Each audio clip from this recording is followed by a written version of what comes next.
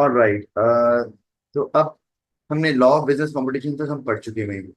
और कि हम ये हमने पढ़ा था कि आप जो है वो अपने दूसरे कॉम्पिटिटर से किस तरह प्रोटेक्शन हासिल कर सकते हैं थ्रू लॉज। गवर्नमेंट ने लॉज बनाए हुए हैं कि कभी भी आपका कोई राइवल बिजनेस या कॉम्पिटिटर जो है वो इस तरह बिहेव नहीं कर सकता जिससे कंपटीशन रिड्यूस हो, या जो है कंज्यूमर्स के लिए चॉइस कम हो। तो उसको इसको हम कहते हैं जी कि अनकॉम्पिटिटिव प्रैक्टिसेस। तो इसमें इन्वॉल्व नहीं होने देती गवर्नमेंट। और उसका एक जो आप कह रहे हैं एस्पेक्ट है वो मोनोपलीज भी है, क्योंकि मोनोपली के अंदर भी कंपटीशन को कम किया जाता है। एक कंपनी कहती है जी मैं अकेले ही काम करूं और बाकी को कंपटीशन में ना हो, तो once they are in that position, तो इसका मतलब है अब वो फिर लूटेंगे लोगों को, प्राइस ज्यादा करेंगे, क्वालिटी कम करेंगे, चॉइस देंगे नहीं, वैरायटी होगी नहीं। ऑफ कोर्स, तो इससे गवर्नमेंट प्रोटेक्शन देती है। तो इससे कंज्यूमर को तो फायदा होता है, और वो फर्म जो मार्केट में एंटर होना चाह रही है लेकिन एंटर हो नहीं पा रही, तो उनको भी प्रोटेक्शन मिलती है। तो अगर आप लेट्स से कि कुछ ऐसी टैक्टिक्स इस्तेमाल कर रहे हैं जिसमें आप अपनी प्राइसेस को गैर जरूरी तौर पर बहुत कम चार्ज कर रहे हैं, which is not practically possible, और क्लियरली नजर आ रहा है कि अगर आप इस प्राइस जो आप प्राइस आप कोट कर रहे हैं उस पर आप सेल कर रहे हैं, इसका मतलब है you are not earning profit. तो उसका एक ही मकसद नजर आता है, वो क्या, कि वो जो नए कंपटीटर्स मार्केट में आ रहे हैं उनको आप किक आउट कर दें। और जाहिर बात है जो नया बिजनेस मार्केट में आता है उसको तो ब्रेक इवन भी अचीव नहीं हुआ होता, वो अपनी कॉस्ट से कम पे प्राइस कैसे चार्ज कर सकता है, वो तो पॉसिबल ही नहीं है। वो जो दूसरी मोनोपलीज होती हैं, because they have earn a lot of profit, तो वो कुछ अरसे तक बगैर प्रॉफिट के भी सर्वाइव कर सकती हैं। और उनका क्या है, अगर वो महीना दो महीने नहीं भी प्रॉफिट कमाएंगी तो अगले महीने में जब कंपटीशन नहीं रहेगा तो वो पूरा कर लेंगी अपनी प्राइस को बढ़ा के। तो इसीलिए हर मुल्क के अंदर एक कंपटीशन कमीशन होता है, मैंने पहले भी बताया था।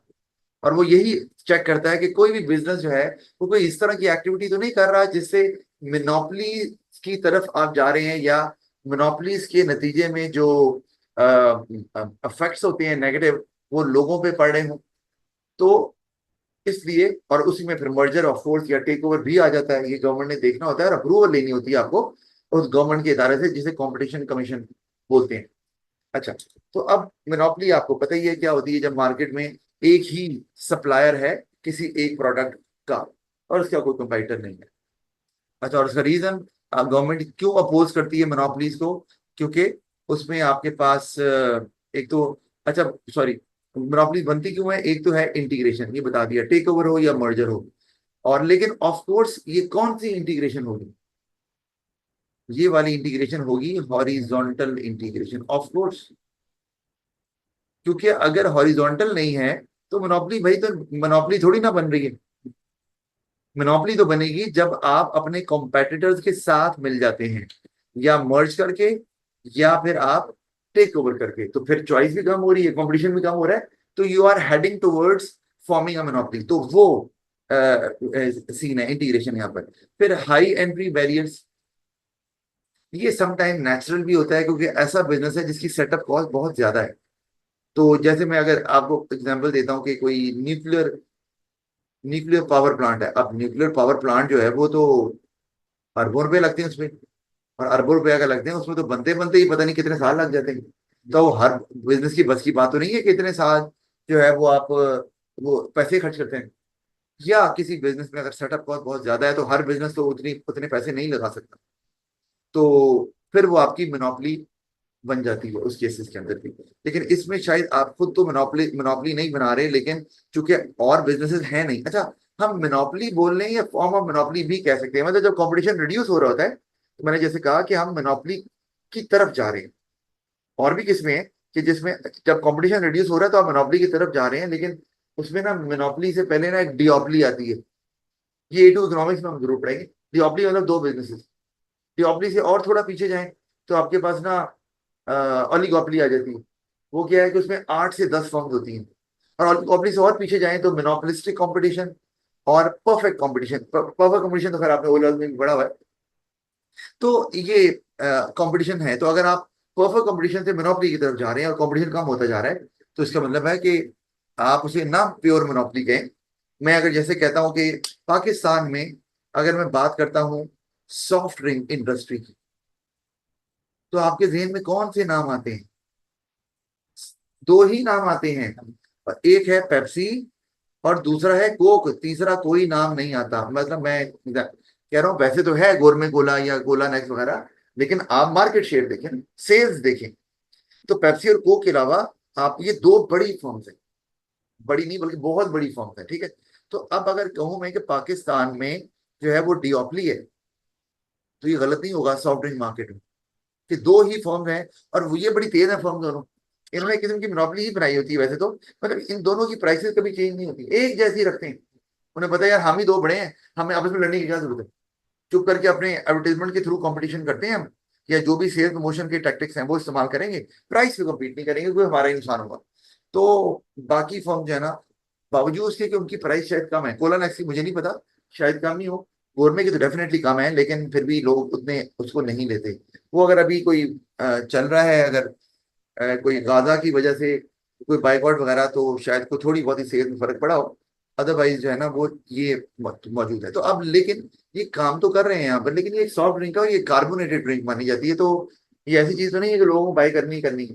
लेकिन फिर भी गवर्नमेंट बीच में आ सकती है। क्यों? अच्छा, क्योंकि प्राइस रीजनेबल है, बहुत ज्यादा नहीं है, एक मजदूर भी बोतल पी लेता है, तो इसलिए गवर्नमेंट जो है ना वो कुछ कह नहीं रही, वरना कहेंगे आपने प्राइसेस एक, फर्ज किया दोनों ही प्राइसेस बहुत बढ़ा दें और पता है कंपटीशन नहीं है, तो फिर शायद गवर्नमेंट जो है ना कैन टेक एन एक्शन कि भाई ये आपने प्राइसेस भी बढ़ा दी और एक इतनी रख रहे हैं, इसका मतलब है कि वी कैन सेंस कि आप जो है ना ये मोनोपोली वाली टैक्टिक्स इस्तेमाल करना चाह रहे हैं, यहाँ पे कर रहे हैं। तो डिओपली भी चूंकि मोनोपोली की तरफ ही जा रही होती है, तो हम कह सकते हैं। अच्छा खैर, तो एंट्री बैरियर, स्टार्टअप कॉस्ट अगर ज्यादा है तो ऑफ कोर्स मोनोपोली बन सकती है, और इसमें बिजनेस का कोई अमल दखल नहीं है, ये नेचुरल फैक्टर्स हैं जो मौजूद हैं। अच्छा, पेटेंटेड प्रोडक्ट्स ये भी है कि आपने एक प्रोडक्ट बनाया और उसको पेटेंट कर लिया। पेटेंट क्या होता है कि आप, एक फॉर्मूला है और आपने उसको प्रोटेक्ट कर लिया बाय लॉ कि भाई ये फार्मूला और कोई इस्तेमाल नहीं कर सकता। क्या आपके ख्याल में पेप्सी और कोक का फार्मूला किसी को नहीं पता क्या है? आप पेप्सी कोक लें, उसको एक्सपेरिमेंट करें, लेबोरेटरी में टेस्ट करें, कितना कितने इसके इंग्रेडिएंट्स क्या है, कितना पानी है, ये पता चल सकता है। लेकिन आप वो टेस्ट बना नहीं सकते, अलाउड नहीं, क्योंकि पेटेंटेड है। इसी तरह तो उनके नाम भी अगर हम यही कहें, तो आप अगर बॉटल पे देखें तो उसपे या तो टीएम लिखा होता है या आर भी लिखा होता है, मतलब रजिस्टर्ड है, या टीएम फॉर ट्रेडमार्क नजर आता है हमें। तो ये भी आपने पेटेंट करवा लिया, और आपकी जो आपका जो टेस्ट है वो किसी और प्रोडक्ट का नहीं है, तो आपकी मोनोपोली बन गई। क्योंकि आपको पता है कि when it comes to eatables या फूड आइटम्स या ड्रिंक्स, तो हम फिर एक खास किस्म का टेस्ट जो हमें पसंद होता है हम उसी को बाय करते हैं। हम पर उसमें सस्ता महंगा नहीं देखेंगे। एक सस्ती चीज ले ली, खाई जा नहीं रही, तो क्या फायदा? कपड़े, जूते, मोबाइल, गाड़ी, वो ले सकते हैं, लेकिन खाने में नहीं। तो ये मैं ऐसे एग्जांपल दे रहा हूँ कि अगर एप्लीकेशन में लिखा हो कि वो एक फूड बिजनेस है, तो आप आसानी से एप्लीकेशन के तौर पे इसको इस्तेमाल कर सकते हैं।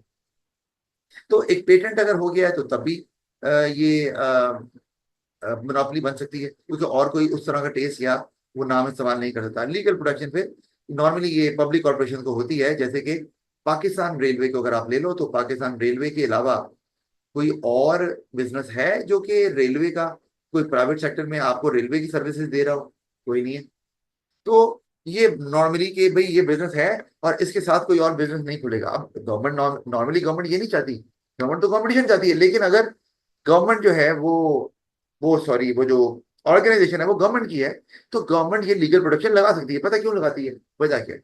अब आपके सर, वो गवर्नमेंट क्यों चॉइस कम कर रही है?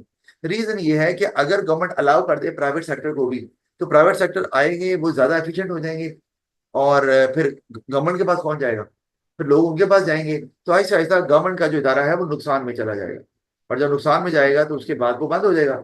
तो फिर गरीबों के लिए कुछ नहीं बचेगा। गरीब जिन्होंने ट्रैवल करना है, तो गवर्नमेंट अगर डिस्काउंटेड रेट पे उनको टिकट्स देती है, तो वो फिर नहीं देगी, वो कमर्शियल जो रेलवे है उस पर जाएंगे, तो प्रॉब्लम होगी।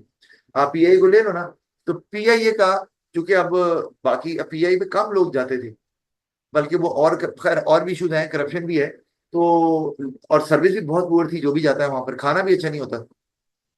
आपने पता नहीं ट्रैवल किया कि नहीं किया, तो उन्होंने कहा यार इसको प्राइवेटाइज करो, वो बेहतर है, क्योंकि गवर्नमेंट नहीं चला पा रही। तो फिर यही करना होता है ना, अगर आप कंपटीशन को अलाउ करते हैं जो कि गवर्नमेंट के ऑर्गेनाइजेशन के साथ compete कर रहे हैं, तो गवर्नमेंट compete नहीं कर पाती। अभी आप पीटीवी को ले लो, कौन देखता है पीटीवी? कोई भी नहीं देखता। गवर्नमेंट का है, लेकिन चल क्यों रहा है? क्योंकि गवर्नमेंट है लॉस में, गवर्नमेंट सपोर्ट करेगी क्योंकि गवर्नमेंट ने अपने पर्पज के लिए उसको इस्तेमाल करना होता है। अपनी उसमें भर्तियां करवाते हैं जान पहचान वालों को, उनकी लाखों रुपए सैलरी रख देते हैं। फिर गवर्नमेंट ने अपना कोई मोटिव अगर रखना, उनका मोटिव हो कि यार ये दिखाओ, वो प्राइवेट सेक्टर नहीं दिखा रहा, चलो उधर चला दो। तो ये अफसोस की बात है कि इस पर्पज के लिए भी इस्तेमाल किया जा रहा है। वरना आप कभी बाकी चैनल अगर देख रहे हैं और पीटीवी पे जाएं तो एकदम लगेगा यार ये क्या हो गया, खामोशी थी, कोई गिलावन नहीं, कोई कलर्स नहीं, कुछ जोशो खरोश नहीं। वो यही वजह है कि वो फिर, जबकि थोड़ा बहुत बेहतर करने की उन्होंने कोशिश जरूर की है, लेकिन है नहीं भाई। कहते हैं कंपटीशन होगा तो गवर्नमेंट के लिए जाएगी, कंपटीशन से ज्यादा प्राइस सारे काम करने में क्वालिटी भी ज्यादा मिलती गवर्नमेंट कंपटीशन चाहती है, लेकिन मैं वही कह रहा हूँ जब कंपटीशन में आप चले जाएंगे तो प्राइसेस जरूर कम होंगी, लेकिन फिर भी एक सर्टेन लेवल पे तो हो जाएंगी ना। प्रॉफिट तो उन्होंने कमाना है। अगर गवर्नमेंट प्रॉफिट नहीं कमाती ना, गवर्नमेंट कहती है यार प्रॉफिट ना भी हो चलेगा, लोगों को फायदा हो जाए, तो वहां कंपटीशन हो भी जाए तो इसका मतलब है कि अभी आप गाड़ियों को ले लो, गवर्नमेंट गाड़ियां नहीं बनाती तो क्या गरीब आदमी गाड़ी ले लेगा? नहीं ले सकता। तो इसलिए उन्होंने स्टिल फिर भी प्राइस वही चार्ज करेंगे जो कि उनको प्रॉफिट दे, काम जरूर रखेंगे। इसका मतलब है जैसे ही एक इदारा पब्लिक से प्राइवेट होता है, प्राइसेस तो भाई बढ़नी है, ये बात तो पक्की है। हाँ, उनमें कंपटीशन होगा तो वो प्राइस वो रख, आपके पास चॉइस जरूर होगी और एक रीजनेबल प्राइस आपको कुछ नजर आएगी, लेकिन वो हर एक के लिए नहीं ना होगा। अमीर को शायद फायदा हो जाए या जिनके पास कुछ इनकम, एक सर्टन लेवल ऑफ इनकम है, गरीबों के लिए मुमकिन नहीं। अच्छा, बारह ये तीन चार रीजन हैं जिससे आप मोनोपोली बन सकती है। तो अब गवर्नमेंट क्यों खिलाफ है इसके, उसके अगर हम पहले पॉजिटिव और नेगेटिव दोनों देख लें। एट टाइम गवर्नमेंट मोनोपोलीज को अलाउ भी कर देती है।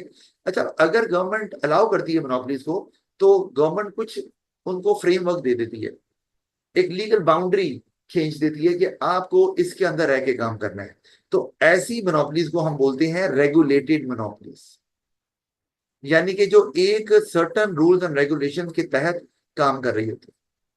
और इसका मतलब ये है कि वो उसमें अपनी जो मोनोपोली वाली टैक्टिक्स हैं उनको इस्तेमाल नहीं कर सकती। और वो क्या है कि वो कभी भी ऐसा कोई डिसीजन नहीं लेंगी जिससे कोई, अगर फर्म मार्केट में आ रही है तो उसको रोका जाए। अगर अभी नहीं है तो ठीक है, गवर्नमेंट कहेगी कोई बात नहीं है, आप रोक नहीं सकते। फिर प्राइस को बहुत ज्यादा अननेसेसरीली बढ़ा नहीं सकते, क्वालिटी बहुत ज्यादा कॉम्प्रोमाइज नहीं कर सकते, वगैरह वगैरह। चॉइस को भी आप बहुत ज्यादा कम नहीं करेंगे कंज्यूमर के लिए, तो वो रेगुलेटेड मोनोपोली फिर कहलाएगी। अनरेगुलेटेड मोनोपोलीज जो होती हैं, जो किसी भी लॉ के तहत नहीं ऑपरेट कर रही होती हैं, और एक आम फ्री, जिस तरह आम बिजनेस को फ्रीडम होता है जहां तक उसको होगा, तो वो फिर आपके लिए वो डिस्ट्रक्शन ही करेंगे। अब पॉजिटिव इम्पैक्ट क्या है कि मोनोपोली अगर अकेली काम कर रही है और पूरी मार्केट में सप्लाई कर रही है, तो उसको इकोनॉमीज ऑफ स्केल अचीव होता है, जिससे कॉस्ट कम हो गई। तो कॉस्ट कम हुई तो वो अपनी प्राइस कम भी चार्ज करें तो मोनोपोली को स्टिल प्रॉफिट होगा, लेकिन फायदा ये हो जाएगा कि कंज्यूमर्स को कम प्राइस पास ऑन होगी और वो उस चीज से फायदा उठा सकते हैं। अच्छा, मोनोपोली जो है वो रिसर्च एंड डेवलपमेंट में पैसा बहुत खर्च होता है, एक छोटे बिजनेस के बस की बात नहीं होती। तो अगर बड़ा बिजनेस है और वो एक ही है, मोनोपोली है, तो जहां प्रॉफिट इतना कमा रही है, तो फिर वो रिसर्च एंड डेवलपमेंट पे लगाने के लिए भी तैयार है, और they can come up with new products as well. तो ये दो पॉइंट्स हैं जो कि फेवर में जाते हैं। अच्छा, एक और भी है, वो ये तो कंज्यूमर की फेवर में है। एक ये भी कि मोनोपोलिस्ट जो है ना, दे can come up with high quality products, क्योंकि वो बना सकते हैं, they have the capacity, they have the financial resources, man power, they can afford expert managers, engineers, technicians, ठीक है। तो वो फिर अगर एक्सपोर्ट करेंगे तो वो एक्सपोर्ट अच्छी क्वालिटी बनाएंगे तो एक्सपोर्ट भी कर सकते हैं। उससे ओवरऑल इकोनॉमी पे इम्पैक्ट अच्छा जरूर पड़ेगा, लेकिन बहरहाल हम यहाँ इकोनॉमी की बात नहीं कर रहे, लेकिन बहरहाल फिर भी मैंने बता दिया। नेगेटिव इम्पैक्ट की बात करें तो हमारे पास ऑफ कोर्स रिड्यूस चॉइस है, डेवलप आप नहीं करना है। चॉइस कम होगी तो कंज्यूमर वो प्रोडक्ट नहीं ले पाएगा जो उसके लिए मोस्ट सुटेबल है, जो उसकी नीड और वांट को बेस्ट सेटिस्फाई करती है। जब वो सेटिस्फाई नहीं करेगी तो कंज्यूमर का लिविंग स्टैंडर्ड लो हो जाएगी। ये हम क्या कर रहे हैं, चेन बना रहे हैं एनालिसिस की। अच्छा, इसी तरह higher prices can be charge, ये भी आप बता सकते हैं कि इम्पैक्ट क्या होगा। कंज्यूमर ऑफ कोर्स वो नहीं अफोर्ड कर पाएगा, वो उतनी चीजें नहीं ले पाएगा जितनी पहले ले रहा था, या वो चीजें नहीं ले पाएगा जो वो पहले ले रहा था।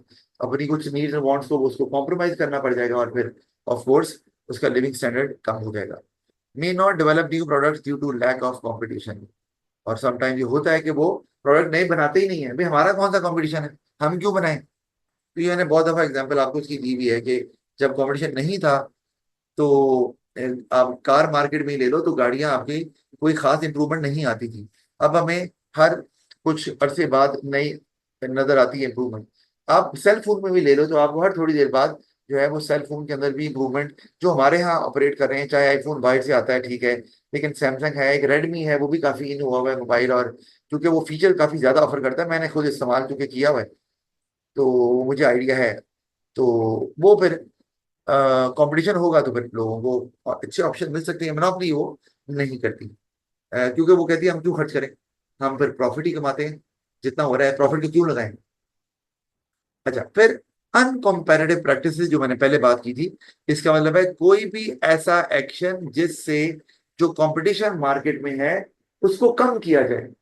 अगर कोई भी ऐसा एक्शन है, हम बोलेंगे इसे अनकंपैरेटिव प्रैक्टिस। और वो कैसे हो सकते हैं, जैसे आप अगर जनरल बात करूं तो आपने प्राइस बहुत कम कर ली है, और बाकी जो नई फर्म है उतनी कम प्राइस चार्ज कर नहीं सकती। आपने कोई र्यूमर स्प्रेड कर रहे हैं अबाउट द न्यू कंपनीज कि वो जाली हैं, अच्छी नहीं है, क्वालिटी पुअर है, कुछ भी कह सकते हैं ना। अक्सर हमें पता है ऐसा हो जाता है। आप कोई केक ले आए मार्केट से, आजकल तो सोशल मीडिया आपको पता है इस्तेमाल होता है, तो उसमें तो सारी खबरें, तकरीबन सारी खबरें झूठी ही होती हैं। और हम क्योंकि कोई भी बंदा जो है वो घर पे बैठ के वीडियो बना ले, एक केक लेके आए, कौन सा, वो केक के लॉट का केक ले आएगा, केक के लॉट, या कौन सा दूसरा, लेयर्स का ले आया, वो इन है, और ले आया और बाद में उसके अंदर कुछ चीज डाल दी, और बाद में डालने के बाद कहा ये देखें काटें, ये देखें अंदर से क्या निकला है। तो ये बहुत आम सा काम है, हो सकता है उसके लिए उनको कोई राइवल बिजनेस पे भी करे, ये भी मुमकिन है।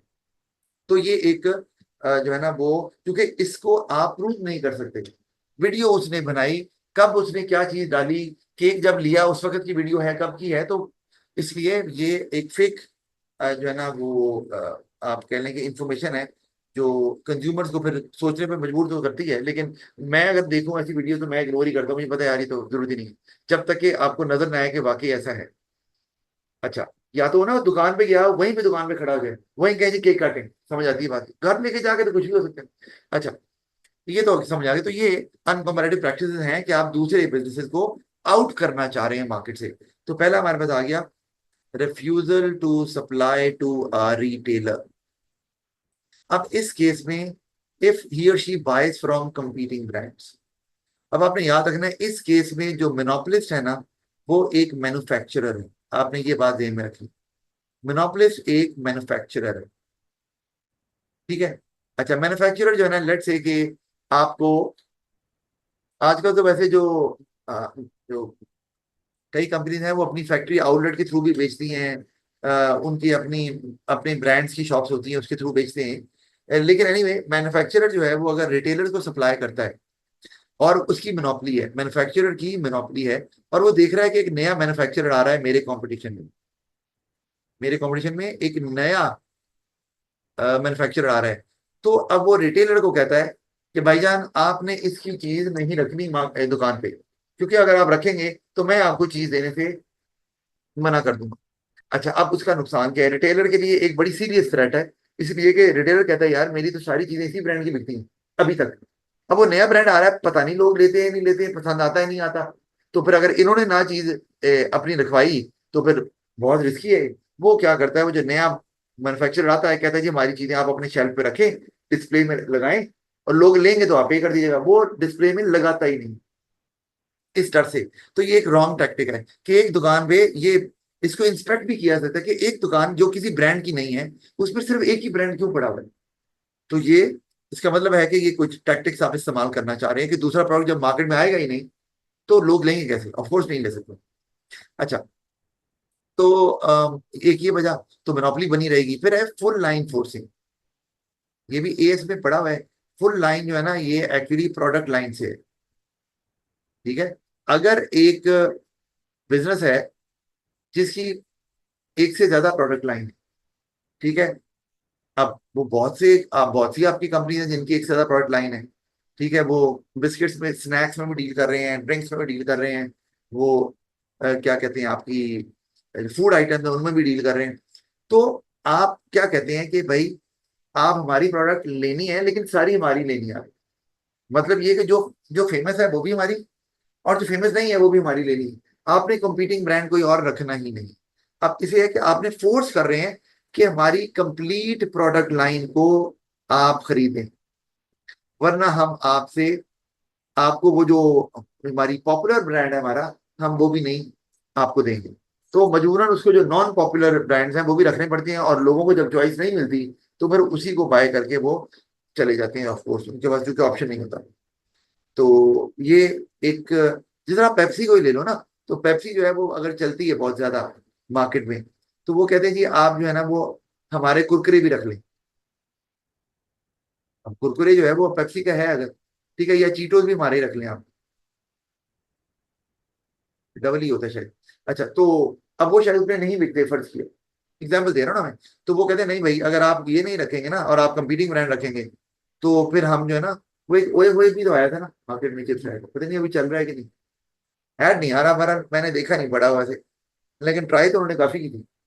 अच्छा, तो पेप्सी वाले कहेंगे हम पेप्सी नहीं देंगे आपको, कहेंगे यार पेप्सी से सेल इतनी होती है, तो मजबूरन वो उनके दूसरे जो प्रोडक्ट्स हैं वो भी रख लेंगे, और जो कंपीटिंग ब्रांड है उसके कोई भी आइटम नहीं रखेंगे। तो ये इसलिए भी किया जाता है क्योंकि आप कहते हैं कोई दूसरा जो कंपटीटर है वो किसी भी और प्रोडक्ट के थ्रू मार्केट में एंटर ना हो।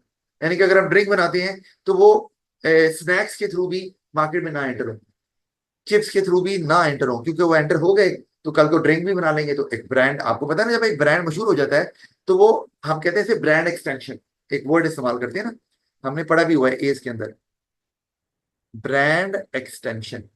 ये क्या होती है कि आप उसी ब्रांड को इस्तेमाल करके कोई और प्रोडक्ट्स भी निकाल लेते हैं। ठीक है, कि हम ये भी बनाते हैं, जैसे मैं इसकी एग्जांपल अगर दूं, तो हमारे पास अगर बुंदू खान है, तो बुंदू खान जो है वो मशहूर था, मशहूर है रेस्टोरेंट के तौर पर। लेकिन रेस्टोरेंट तो है उनका, लेकिन साथ में उन्होंने स्वीट्स एंड बेकर्स भी खोल दिया, है कि नहीं। तो स्वीट्स एंड बेकर जो है ये एक्चुअली ब्रांड एक्सटेंशन, क्योंकि उन्होंने उसी नाम को इस्तेमाल किया है और उसके नाम से उन्होंने ये खोल लिया। गोरमे को ले लो, तो गोरमे वो मार्की, अब उन्होंने शादी हॉल, वो जो अरेंजमेंट करते हैं वेडिंग सेरेमनी का, वो भी ब्रांड एक्सटेंशन है कि गोरमे, यार गोरमे का अच्छा मशहूर है, इनका खाना हाइजेनिक होता है तो खाना भी अच्छा ही देंगे। तो आप इस तरह से चल सकते हैं। तो ये भी काम, तो इसीलिए आप कहते हैं हमारा ही ब्रांड बाकी प्रोडक्ट्स में भी इस्तेमाल हो, कोई और किसी ब्रांड के थ्रू, अगर किसी प्रोडक्ट के थ्रू अगर आ गया और उसने एक्सटेंशन शुरू कर दी, तो कल को हमारे प्रोडक्ट से मुकाबला हो ही जाएगा, अगर अभी नहीं भी है तो ये भी एक काम किया जाता है। तो इससे मोनोपोली कायम रहती है। फिर मार्केट शेयरिंग एग्रीमेंट ये भी है, और ये भी हम ऐसे ए टू इकोनॉमिक्स में तो जरूर है ये। आप दो फर्म्स हैं वो आपस में एक कार्टेल बना लेते हैं। कार्टेल एक किस्म की मोनोपोली होती है, उसमें आप क्या करते हैं, आप कहते हैं भाई हम प्राइस पे कॉम्पीट नहीं करेंगे, और ये मार्केट शेयर तेरा, ये मेरा, इतना हम तू रख ले, इतना मैं रख लेता हूँ, यानी कि इतनी मार्केट को तू सप्लाई कर ले, इतने को मैं कर लेता हूँ। तो ये एक किस्म की मोनोपोली है, क्यों? क्योंकि प्राइस में तो कंपटीशन हो ही नहीं रहा, तो एक्चुअली वो कंपटीशन है ही नहीं, फेक कंपटीशन, क्योंकि आपने पहले तय कर लिया है कि उधर तू लूट लोगों को, इधर मैं लूटता हूँ, और इतना इतना शेयर हम बांट लेंगे आपस में। और अगर देखा जाए तो ये पेप्सी कोक ने कार्टेल नहीं बनाया हुआ है, तो दो आया, उन्होंने कहा जी प्राइस फिक्स की हुई है, और हम जी अपना अपना शेयर, वो तेरा एग्रीमेंट, शेयर तेरा इतना रहेगा, इतना मेरा रहेगा, और हम प्राइस पे compete नहीं कर रहे, बाकी चीजों में compete कर रहे हैं।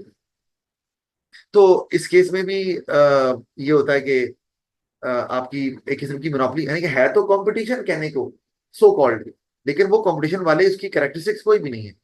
अच्छा, तो वो मोनोपोली कहलाएगी। अच्छा, फिर प्रीडेटरी प्राइसिंग की बात हो रही है। प्रीडेटरी मैंने बता ही दिया कि आप बहुत कम प्राइस चार्ज करते हैं, इतनी कम कि अपनी कॉस्ट से भी कम पर एक मोनोपोली काम कर सकता है, मोनोपोली से काम कर सकता है, क्योंकि उसको प्रॉफिट होता है, कुछ अर्से तक सर्वाइव कर सकता है बगैर प्रॉफिट के भी। नई फर्म तो ये काम नहीं कर सकती, आएंगी कुछ दिन मार्केट में रुकेंगी, लेकिन जब प्राइस लोगों को लगेगा इसकी ज्यादा है, तो कहेंगे यार पुराना ब्रांड ही लेते हैं, मशहूर भी है और कीमत भी कम है। और जैसे ही वो जाएगा, बस उसके बाद में वो तबाहियां मचा देंगे, प्राइस को ऊपर कर देंगे, और अपना जो भी लॉस था वो आसानी से कवर कर देंगे। अच्छा, फिर आगे हमारा आगे social influences on business activity. हम नजर आ रहा है कि सोसाइटी में क्या चेंजेस आ रही हैं जिससे बिजनेस एक्टिविटी पे इम्पैक्ट आता है या बिजनेसेस पे इम्पैक्ट आता है। तो एक हमारे पास सबसे पहले नजर आ रहा है एजिंग पॉपुलेशन।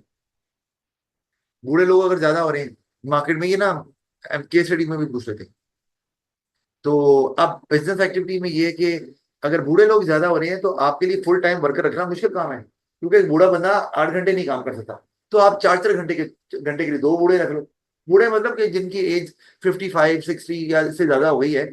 मतलब कहने का ये कि एजिंग का मतलब ये नहीं कि वो काम नहीं कर सकते, जैसे कि यूरोप में जो है वो तो एवरेज एज ही आपकी 85 है, तो उसमें तो आपकी फिर 60 65 साल का बंदा तो अच्छा भला होता है, चलता फिरता है। लेकिन ये बात जरूर है कि उनकी एनर्जी उतनी नहीं रहती, वैसे बिल्कुल नॉर्मल लाइफ गुजारते हैं वो।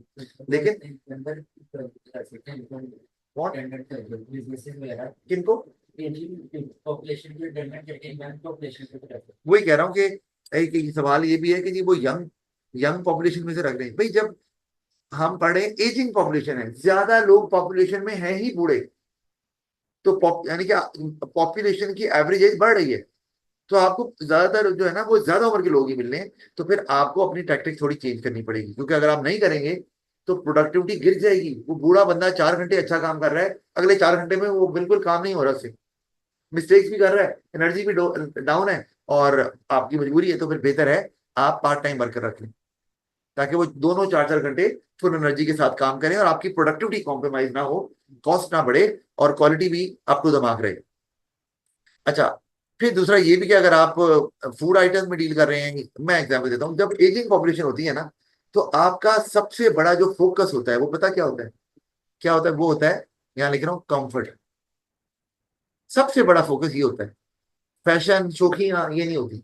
आप कभी देख लो, शादी पे जाओ आप कभी, तो अभी बारात आई है, मेहंदी है, या आजकल सर्दियों का सीजन में शुरू होगा, तो आप देखिएगा तो वहां पे यंग लोग मेहंदियों पे जाते हैं, तो आप फैंसी ड्रेस पहनते हैं, आप मेहंदी पे ले लो, लड़के हो लड़कियां हो, लेकिन आपको बूढ़े लोग नजर आएंगे, स्वेटर पहना हुआ है, शॉल ली हुई है, कोट पहना हुआ है, गर्म कपड़े पहनेंगे, और गर्म कपड़े आपको पता है कि वो फैंसी नहीं होते। तो लेकिन उनकी प्रेफरेंस वही होती है। तो अगर एजिंग पॉल्यूशन ज्यादा है, आप अगर गाड़ियां बनाते हैं तो गाड़ियों में सबसे ऊपर क्या चीज रखेंगे, टॉप प्रायोरिटी पे, कंफर्ट। भाई सीट्स कंफर्टेबल हो, गाड़ी चलाना आसान हो, तो वो जरूरी है। अब कोई रेसिंग कार ले रहा है, अब वो भी कंफर्टेबल नहीं होती। या अगर हम कहते हैं फॉर्च्यूनर को आप ले लो, या आप ये जो वीगो डाला होता है, या रेवो हम कहते हैं, बड़ा इन है पाकिस्तान में, तो वो कंफर्टेबल बिल्कुल नहीं होता। लेकिन वो ज्यादातर यंग लोग इंजॉय करते हैं कि यार चलो इसमें एक स्टेटस बनता है हमारा, तो हमने ये रखना है, तो उसमें फोकस भी उसी चीज पे किया जा रहा है। तो इसी तरह पहनने में भी है, क्योंकि कोई कपड़ा है, ये जूता है जो आपको थोड़ा तंग कर रहा है, लेकिन आप ढीठ बन के पहनेंगे उसे, क्यों, यार अच्छा लग रहा है, फैशन में है, कोई बात नहीं उतार लेंगे। और जैसे आप हाई हील वाले लड़कियां जूतियां पहनती हैं, और बाद में फिर उनके पाँव दर्द करते रहते हैं, मतलब वो अभी इनफैक्ट 2 3 घंटे पहनते हैं, तो मैंने कई दफा देखा लड़कियों को हील उतार के बैठ जाती है पैर नंगे, क्यों, वो दर्द कर रही होती है, लेकिन वहां उन्होंने इवेंट पूरा करना होता है जैसे भी।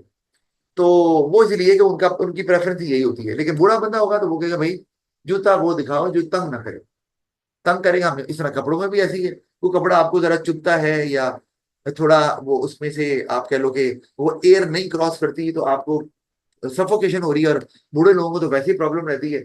तो अक्सर बूढ़े लोग शाम को बाहर निकल आते हैं, बाहर बैठते हैं, इसीलिए कि भाई घर के अंदर वो भी तंग आ जाते हैं, उन्हें लगता है कि हमें फ्रेश एयर चाहिए। तो ज्यादातर उनके लंग उस तरह से काम नहीं कर रहे होते जिस तरह के यंग बंदे के। तो वो ये आपको फिर ये चेंजेस देखनी पड़ेंगी, मैं इसलिए बता रहा हूँ क्लियरली कि जब केस स्टडी आए तो आपने ये कंसिडर करना है कि वो बिजनेस किस चीज का है, और एजिंग पॉपुलेशन का क्या इम्पैक्ट होगा, इस सवाल आता है ऐसे ना।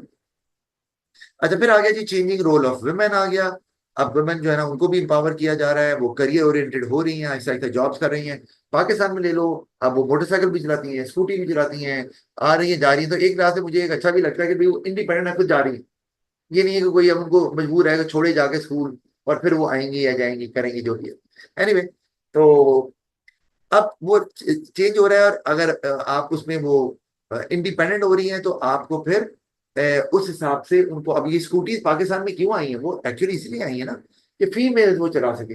एक जो है वो मेल स्कूटी चलाता हुआ बड़ा अजीब सा लगता है, नहीं कि कोई आदमी बड़ा सारा पावरफुल सा वो स्कूटी चला रहा है, क्योंकि वो छोटी और लाइट वेट सी होती है, फीमेल्स को सूट ज्यादा कर रही होती है वो।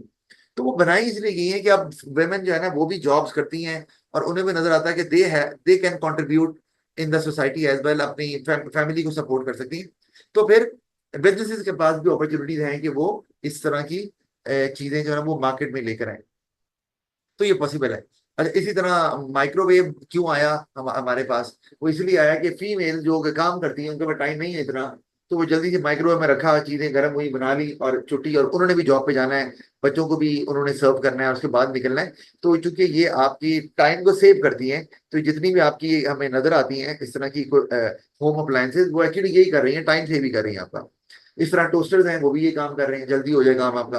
तो ये भी अगर देखा जाए तो वुमेन का सोसाइटी में रोल बढ़ता हुआ देखकर आप अपने प्रोडक्ट्स में ये चेंजेस लेकर आ सकते हैं या ये निकाल सकते हैं नई प्रोडक्ट्स, तो ये भी आपकी मार्केट में आसानी से बिक सकती हैं चीजें। इसी तरह अगर आप गाड़ियों की बात भी करें तो फीमेल लाइक टू, जनरली बात कर रहा हूँ, कई बड़ी गाड़ियां भी चलाती हैं, लेकिन females like to prefer small cars to drive, कि वो आसान होता है और चलाना।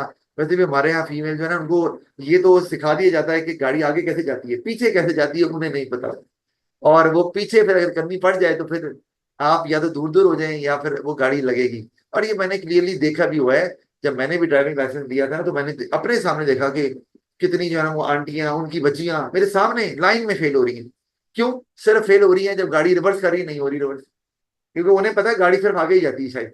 तो एनीवे, सबके साथ नहीं है, कई अच्छी एक्सपर्ट ड्राइवर्स भी होती है, लेकिन इसीलिए वो छोटी गाड़ी जिसको आसानी से पार्क भी कर सके वो, तो फिर उनकी भी, छोटी गाड़ियों की भी जो है वो डिमांड बढ़ जाती है। और नॉर्मली ये होता है कि आपके घर में एक बड़ी गाड़ी है एक छोटी गाड़ी है, बड़ी गाड़ी पापा लेके गए हुए हैं, छोटी गाड़ी मामा के लिए रखी हुई है कि वो बच्चों को स्कूल से लाना है करना है या कोई मार्केट जाना है आना है जो भी है, तो उसके लिए तो ये भी आप इसको कंसिडर कर सकते हैं।